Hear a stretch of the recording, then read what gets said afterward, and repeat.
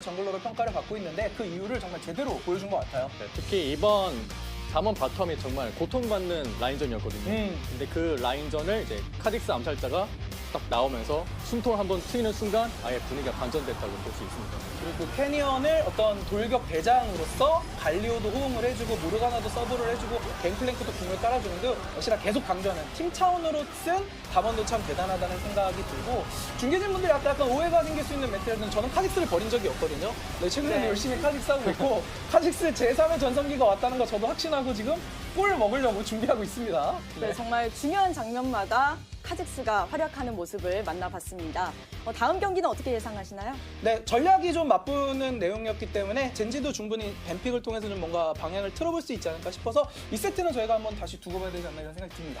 네, 메라님. 네, 저도 약간 1세트에선 젠지가 과감하게 바텀에서 딜러 서포트를 기용하면서 라인전을 강하게 갔지만 경기가 좀 아쉽게 풀려나간 바람에 어떻게 나올지 좀 봐야 될 것 같아요. 네, 알겠습니다. 자, 저희 첫 번째 경기 정리와 또 두 번째 경기 예측까지 해봤고요. 이제 현장 연결하겠습니다.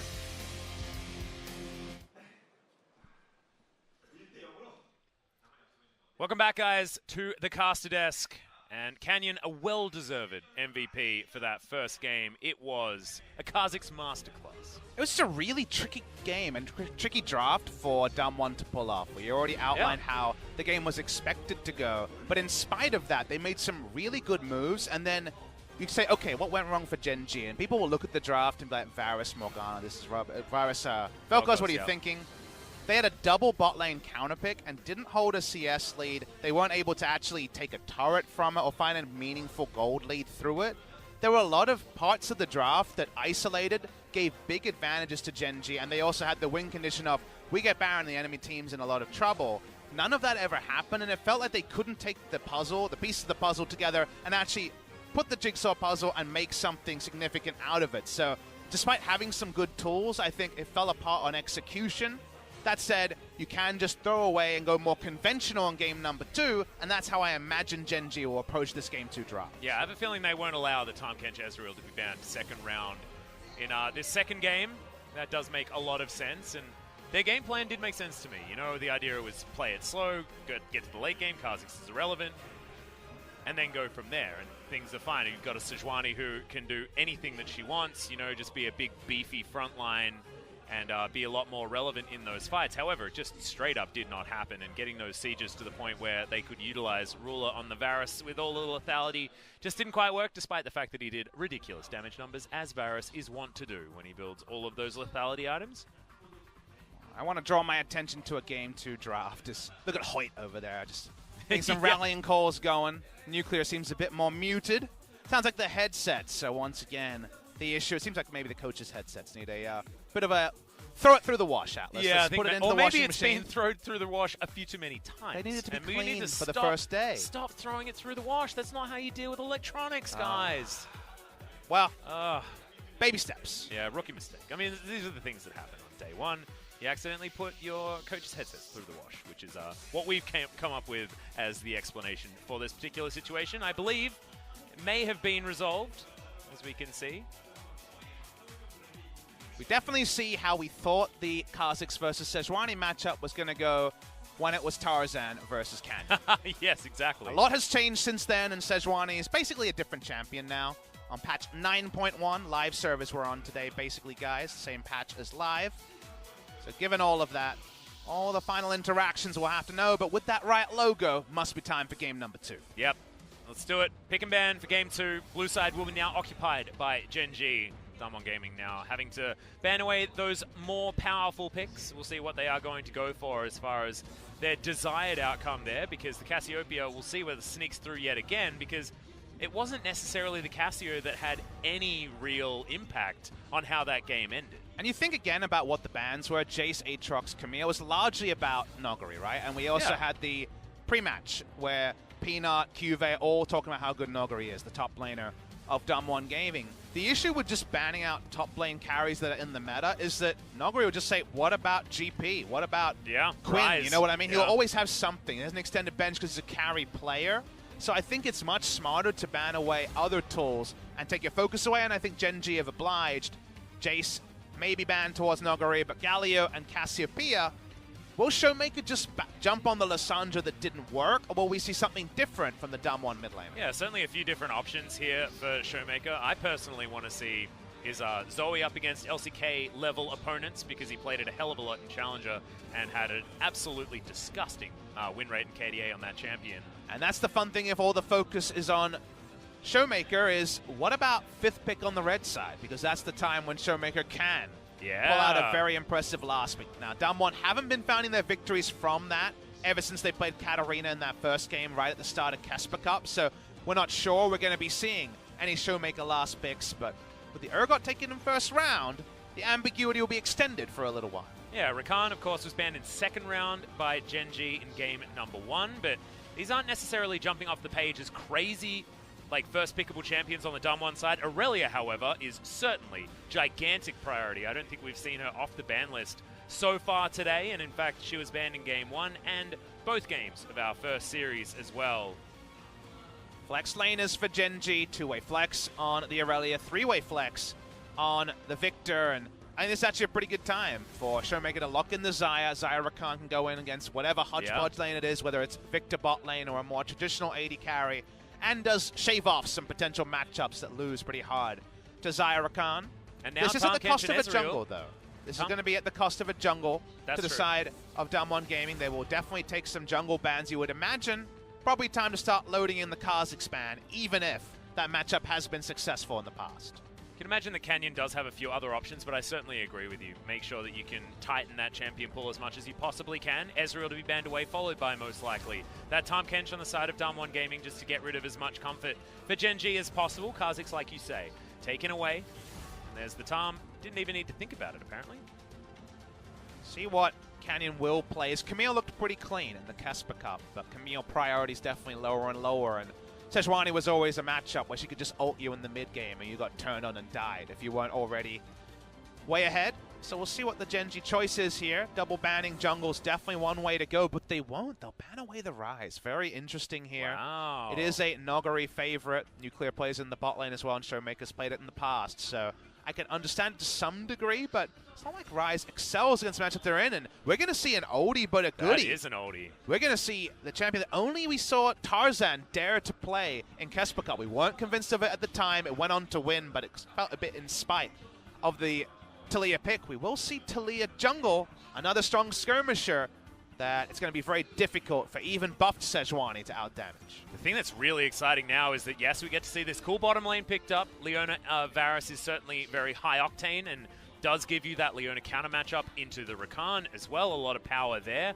But now Showmaker does theoretically have that counter pick option there in the mid lane. What's he laning against? That is the Aurelia, question, I guess. Heavy expectation, but no guarantee, and they're going to take Vladimir for Nogari most likely. Who's laning into who right now, I guess, I think is the question. Nogari looked fantastic on the Vladimir in Casper Cup, so almost certainly going to be the choice. That's the one SKT fans will remember, the hard carry champion for him to eliminate SKT from the Casper Cup. That means it's most likely to be this Vlad versus Victor matchup. You don't feel great about it because Vlad gets his items. Victor doesn't have as much mobility. He's fast with the Q, but if your Q is ever not available and if he takes a Ghost Flash, there's a possibility here with something in the Unsealed Spellbook, or Predator is taken by Nogari. Very hard not to be taken down the side lane, but that's the matchup Cuvée will have to contend with. Yeah, so many different options for the Vladimir. You can see that you're going up against a Vlad and still not have any idea how you're supposed to actually build out the opening kit for your champion. So excited to see what actually is going to eventuate from what Nogari decides to go with as far as Keystone and everything else. Klepto, will it actually be there for the Victor in a range versus range matchup? You'd assume probably, but still a lot of questions to be answered. And now the bottom lane, far more traditional, far more standard, not having to bring out any of the weird cheesy stuff, and you'd feel like that puts things in favor of Ruler and the incredible hard carry performances he's had in the past. I'm just not willing to cash in that check, Atlas. I know where you're coming from there, but I think of Vladimir versus this comp, and he dives in, and how are Cuvée and Ruler going to min-max their damage when they're taking 3-4 item Vladimir AoE? They're probably kiting back. Aurelia's then alone in the backline. If the Vladimir gets to a certain item threshold, you do feel like Vlad could be the game breaker in this game. And compared to the Victor and the Varus, you definitely give the mobility advantage to Xayah, Rakan, Urgot, and their ability to maneuver away from some of those Gen.G threats. Yeah, and also, like, who you're maneuvering away from if there's a wall in the way as well. But here we are on the Summoner's Rift for game number 2. Let's hear what the fans have to say. Gen.G fans going to wait for Damwon to try a chant, not going to hear it.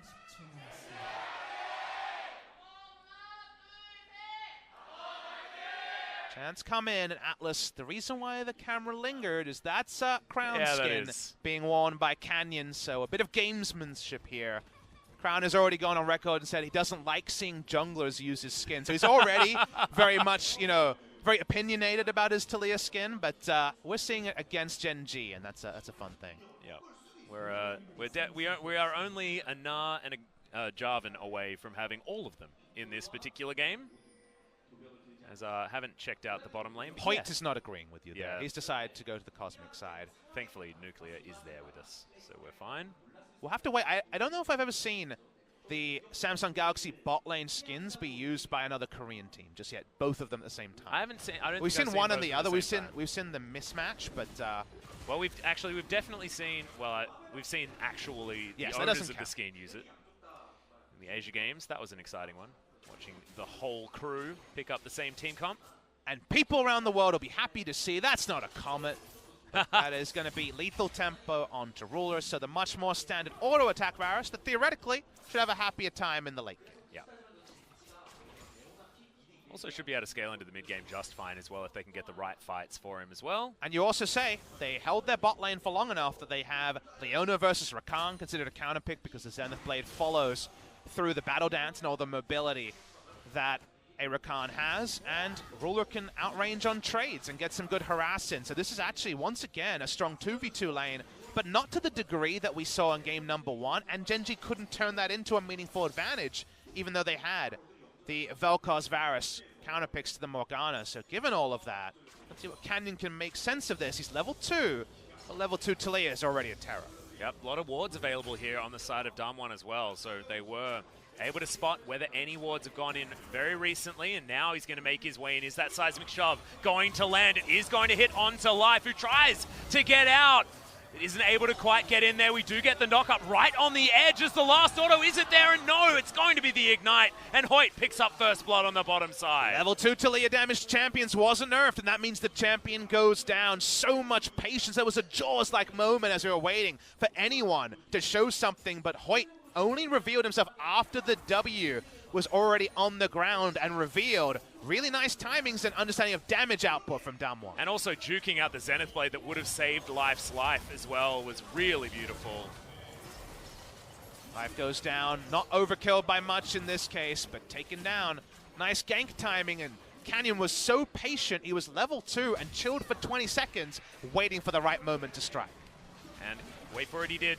Found it as well. So Damwon now with a slight lead in this early game. Gen.G are going to jump on the fact that he was spotted. Bottom side, Peanut should be able to get rid of his chickens, but it looks like that trade is going to happen on both sides. Canyon's still definitely very happy with how that one worked out.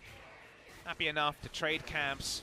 He took both his big camps, so no worries about getting 3 buffed by the enemy. Hoyt and Nuclear already recalling a range. Don't see that often as Rakan versus Leona. Cool thing about it is I guess they can just right-click each other and both head out at the same time, as Life has to overextend to try and deny that one while Ruler is busy clearing out the minions. Got your answer, by the way, because it's not a range versus range matchup. Going to be just going for the summoner area for some poke trades is Cuvée. In the early game, before you get 5 points into your transfusion, it's relevant, but obviously Vladimir has plenty of sustain coming up a lot later. Yep. Phase Rush being picked up by Nuguri as well, so not necessarily the most common, as Peanut turns up in the nick of time and he's going to land a lot of damage. But the Seismic Shove is going to at least get him out. Zenith Blade is going to knock down a lot of those little rocks on the ground, but that is not going to be enough for Canyon to survive through it. It will be a trade as Life falls down once again. 1-for-1 probably feels a bit better here for Gen.G. Really interesting that Canyon never used his flash in that engage. There were a lot of follow flashes available, but holds on to his summoners. They get a 1-for-1, but it requires the time of the Urgot, I assume teleporting to bot lane instead of teleporting back to mid lane.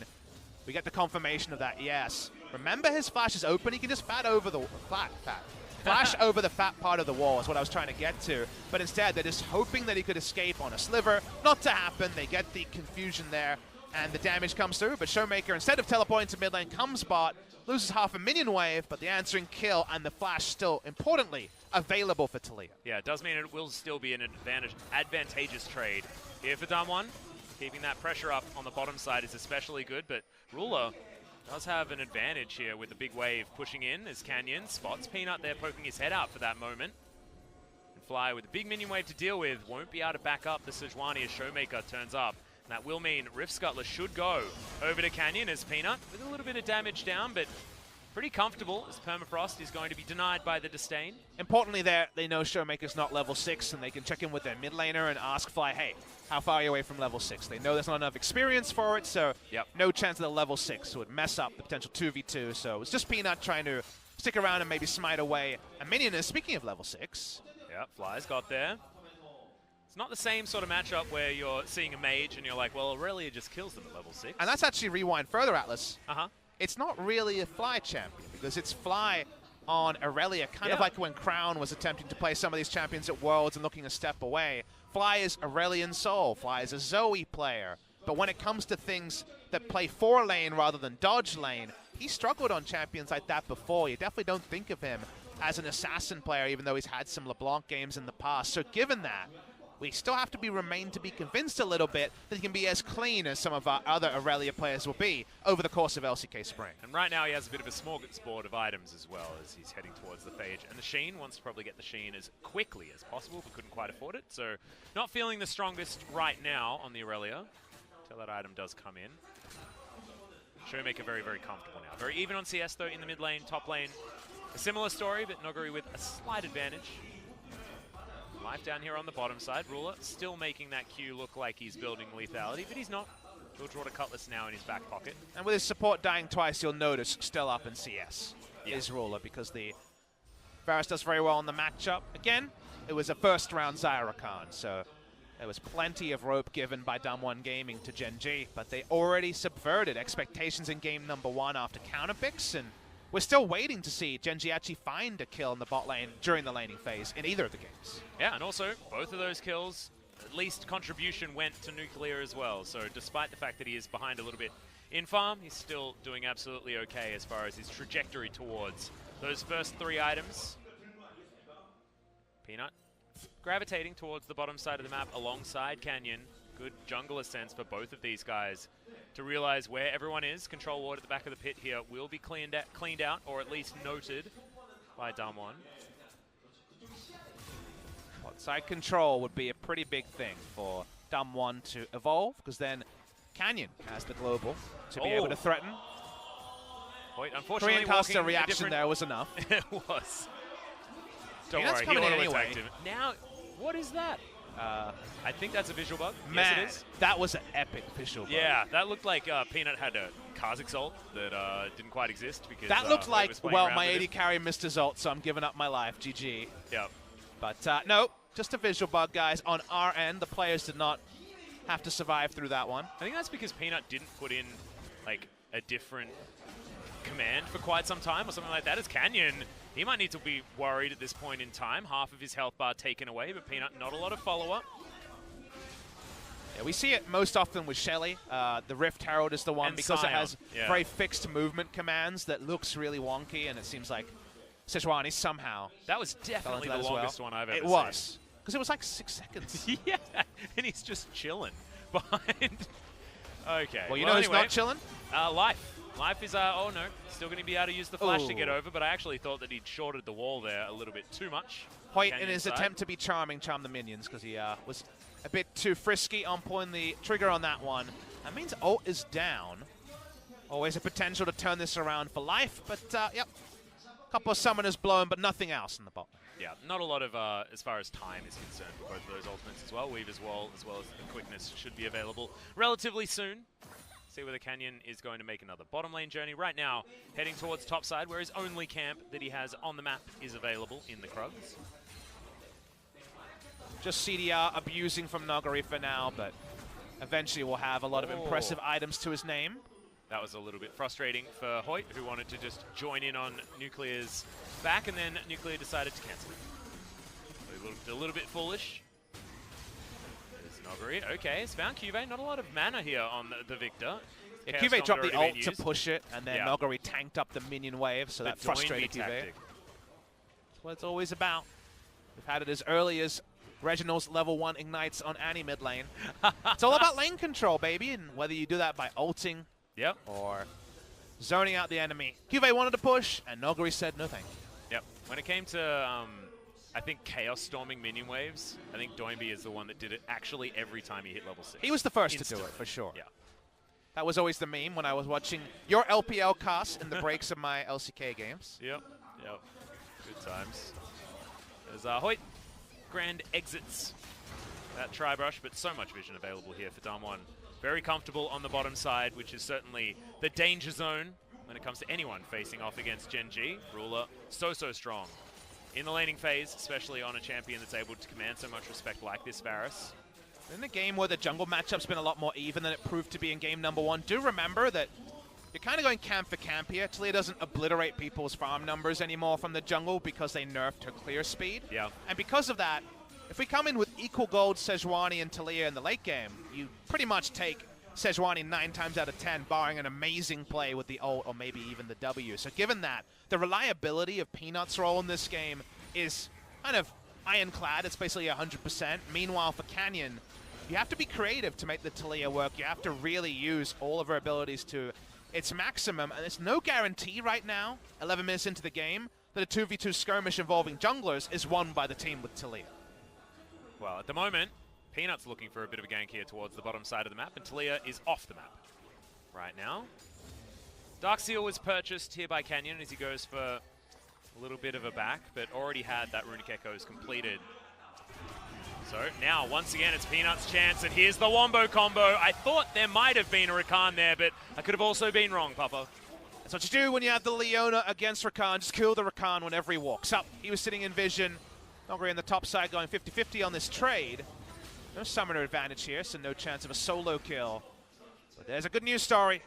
The counter picks are finally leading to kills in the bot side. Rulers Play the Ruin King will be finished very soon.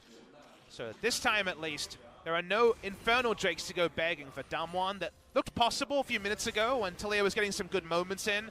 Now that bot lane is losing 2v2, things getting a bit cleaner for the side of Gen G. Yep. Nuclear a little bit too far up here as Hoyt coming down doing the same thing, but here's the replay. Nuclear had been spotting the ward there for a long time, but then stepped out of the brush. And so Hoyt was not to know that there was now a ward in there. Could have expected it, but didn't know for sure. And well, all the buttons were pressed and someone was dead. Yes.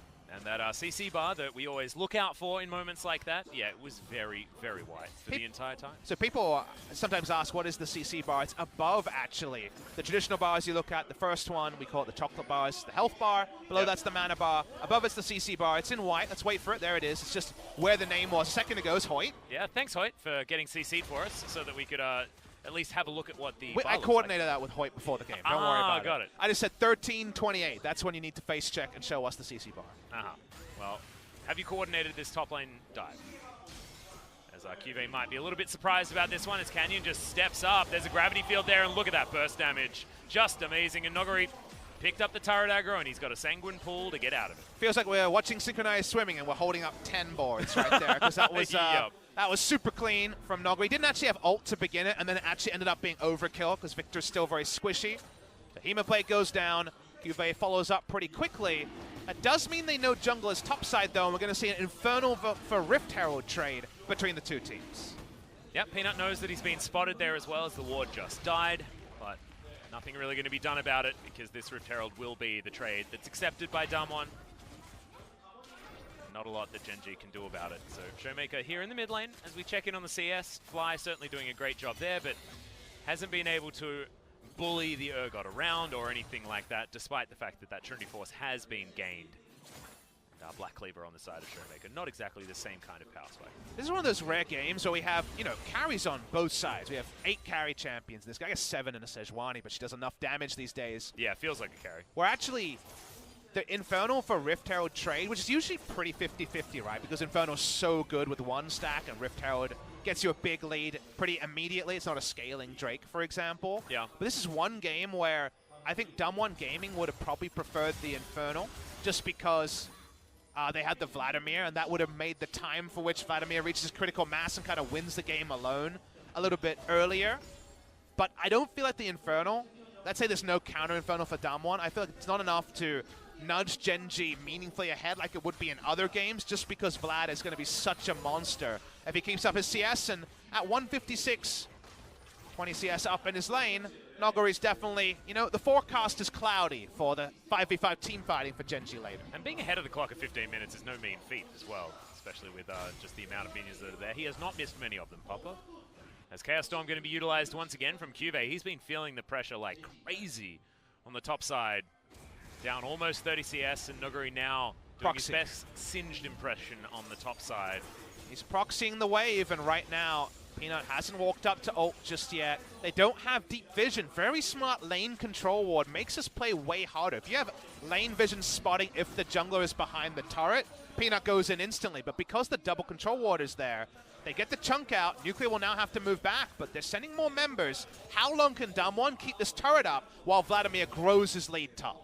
It's actually very cute that they were able to get the Rift Scuttler as well as clear out vision and let them know what was going on so that Nuclear could get that wave. And yes, first turret goes down on the top side of the map. Solo gold, baby. Yeah, this Vladimir is already in terrifying scenarios. Level 12. We normally talk about level 9 as being the time where it's really time to respect the dude, but obviously that time has been and gone, and Cuvée has been chaos storming minion waves ever since. And Damwon, now they show the respect and say, all right, we got what we wanted. We don't need to stay bot lane for an extra minion wave on our AD carry. This play was to guarantee Vlad solo gold. We got it, we get out. Vladimir holds this game in its hands, it feels like. And speaking of Vladimir, well, he is going to make his way into the mid lane. Are they just going to try and guarantee the outer turret is the question. Gravity Field comes in. Now the Wombo comes down, but Hoyt gets out of the way with a really nice battle dance, and all they're going to get is that turret. But they're not going to lose anyone else. Nicely done here from Damwon as Peanut gets seismically shoved back, but otherwise he's okay. And that means Leona and Sejuani ult on cooldown for no gain, a net loss in fact. Yeah. Damwon Gaming can back away. The deep vision that right now making this warding play as Hoyt is suicide, because Hoyt gets seen by Peanut. He says thank you very much, ults him, and of course we know how squishy Rakan is. Instead, Hoyt can go for a very deep vision mission, and in fact, they're boar hunting. They got lots of people here, and the boar is looking mighty fine at this point in time. Feel like I've had wild boar. It is delicious. I've read a lot of Asterix comics, okay? I understand how a wild boar looks.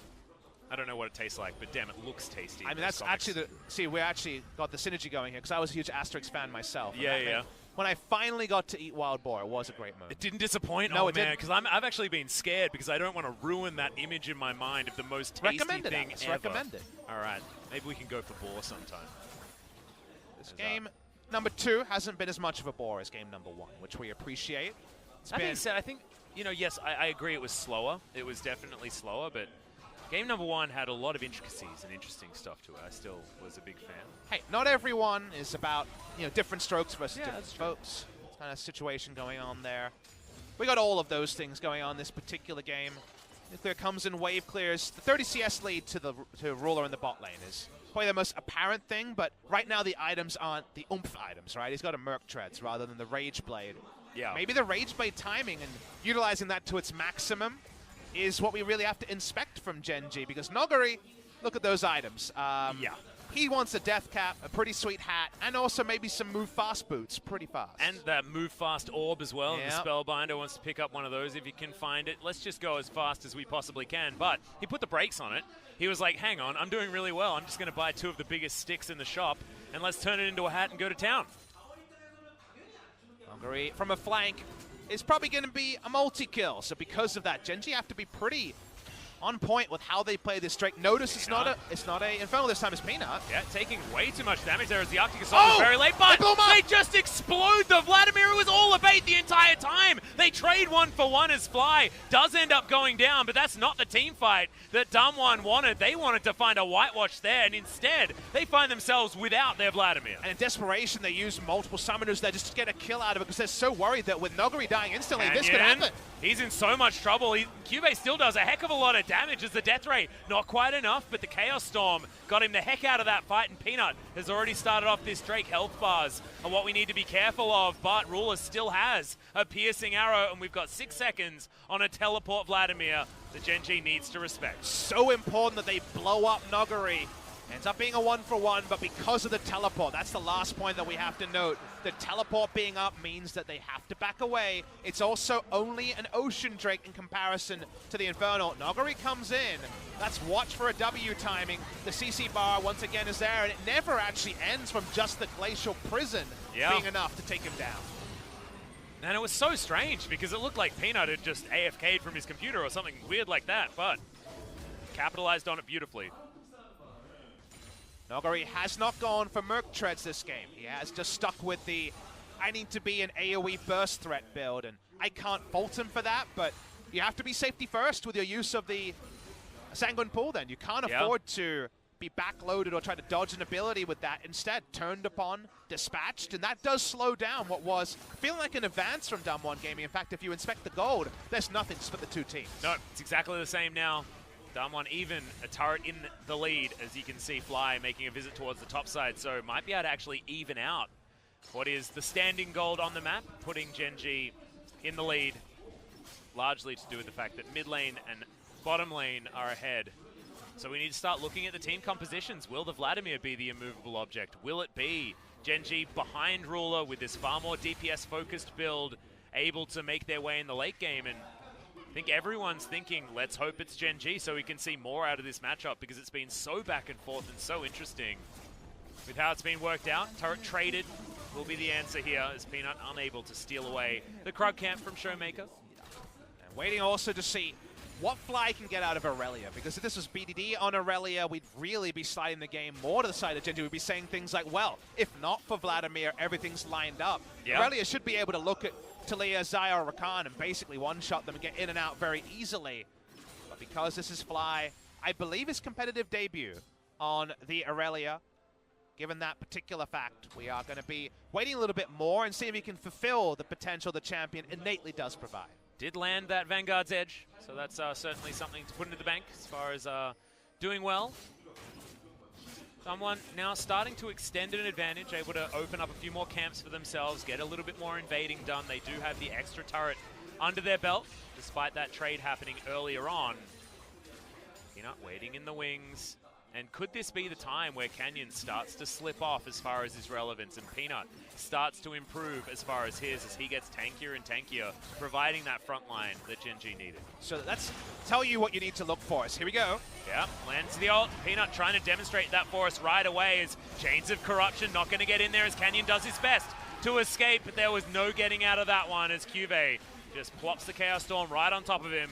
And a point I wanted to draw our viewers' attention to, really in the spirit of that discussion, Atlas, is that the choices Damwon have made against Varus, Sejuani, Leona. Basically, a pick CC train that never ends. Yeah. There is a cleanse on Nuclear, no QSS, and Canyon's choice was to go Sork, Shu, Zonias, which says, I will not make the mistake of eating the first CC. I need to be about my positioning and choosing the right times to push up. They chose the wrong time, and Gen G have a comp that will punish you to the biggest possible degree, and especially as the Smite wearer, you can't make mistakes like that. You have to play towards your item choice. If you choose no QSS Mercs, you can't face check like that. Yeah, and Canyon, of course, going for those Sorcerer's Shoes very early. In fact, I think it was immediately after completing that his first Runic Echoes. Just wanted to have the power now, which is what Sorcerer's Shoes certainly gives you. I can understand that thinking, but I'd probably bring it back. Nogari now has that sweet hat in his back pocket, building towards what could be a few different items, but Zhonya's does come to mind if he wants to even things out on the Zhonya's count with Canyon. Don't have the secondary trees here, but knowing it's sorcery, wonder if there's a Gathering Storm also onto Nogari. Could understand Scorch in a squishier matchup, but I am hoping there is the Gathering Storm there, because right now the fat stacks are already started 20 minutes into the game. He's going to need as much as he can as well, because now Ruler's gone back. He's got himself some Mercury's Treads as well as the Hex Drinker. Might get a Wit's End later. You know, this guy is not going to be touched by a lot of magic damage. A lot of it going to be about Nuclear getting off these feathers in the right spots, and Showmaker really putting him in the grinder. I'm actually not 100% clear whether Peanut actually has enough health for his Warmog's passive to apply. I know the nerf was there and required I think Kindle level Gem and 12 changes, is- but he's yeah. got extra pro level. She got extra pro level health, remember, when her passive was nerfed. So I'm actually unsure about It's the above break even on 3,000, it. isn't it? It looks like we can tell visually Yeah, it's so about he is above. 3150. Yeah. So that's cool to know. So I guess Cinderhawk Warmog's probably now the go-to. No Kindle Gem required like there was before. I think it's about level 11, level 12, when you get those two online. Yeah, So, yeah. previously you needed kind of a Kindle Gem You into did. a Knight's Vow, but with the extra health per level, getting that confirmation now that you can go back to the old build and for 2 items be a very beefy Sejuani. And also go in, use that beef, and then come back out again, and then everything's okay. They do get themselves an Infernal Drake here to Damwon. There's going to be 2 available for them, augmenting their Ocean Drake they already picked up. Still in some control, still able to push this one forward, but the gold is in favor of Gen G.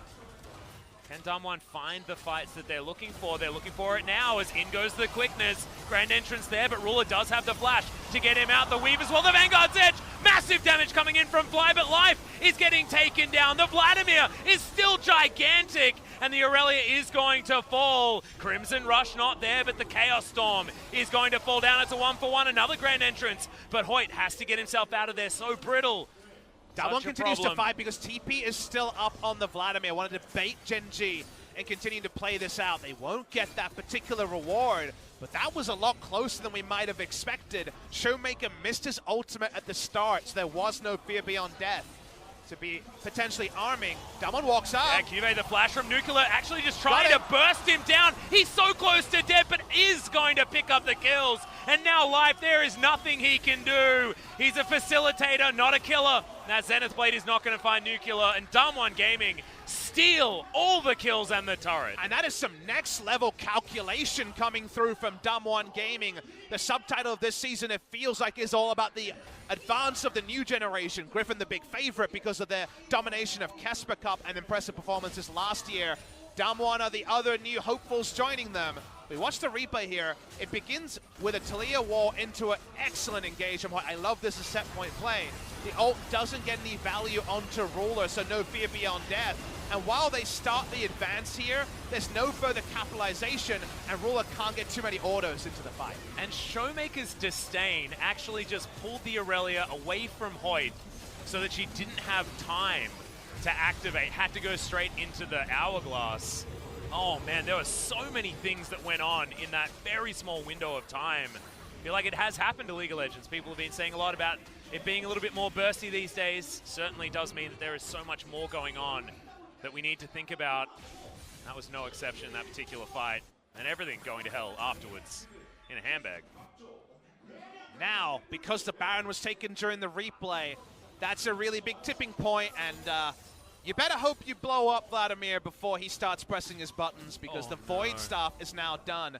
I like how he's never bought a stopwatch this game. Why would he need one? I like how he bought a Fiendish Codex and the Amp Tome. He's like, oh, I'll build a Zhonya's. Things are going to be great. As maybe interrupted here as Canyon gets a flick back on Peanut, but he's got the Warmogs. He's going to be more than happy. There's a sidestep on an unseen ultimate there from Varus. So Varus ult Oh, on wow. cooldown. Kind of a donation, a gift to the side of Damwon. Showmaker himself with no flash gone cleanse, just so he can walk up and face check Brush and have a QSS effect. Stopwatch up on the Xayah and also the Talia. And the classic Weaver's Wall just to get them out of the way of this turret as the Baroned up minions. Not going to go down anytime soon, and this one is about as free as it can get. Damwon looking so clean with their macro play all series long. That was our question for them when we started this. It's continuing to look good as they want to blow up the Vladimir yet again, but he gets the Sanguine pull-up. Hoyt able to stop the Leona from being able to further CC the Vladimir. They managed to pick him up before he can get out of there again. Of course, Leona not so good at doing that, and already Showmaker makes his way to the mid lane. They just don't have the burst damage to kill him, even though his pull was late. It didn't matter. That means they lose out in every single way. Showmaker gets most of the inner turret. Bot lane inhibitor turret goes down, and Gen G, they're on the ropes. Yeah. This Nexus, only a couple of turrets there, but Nogari, he's just going to get rid of the champions underneath his ruler. See you later, mate. You are not going to survive that Hemo Plague as 2 members die in the blink of an eye. Fly looking on in horror from the relative safety of his fountain, but how much safety actually is that as Life turns up, wonders why everyone is dead. you're going to have to go home. It's a 2-0 for Damwon Gaming in their debut game at the LCK. What a statement to be made by the new challenger team, now LCK rookies, a 2-0 over the runners-up of the Kesper Cup in Gen G. A fitting answer to the question of, okay, Damwon were 3-0'd by Griffin, Gen G 3-0'd by Griffin. Which of the teams is stronger? Triumphantly today, we can say Damwon Gaming, Nogari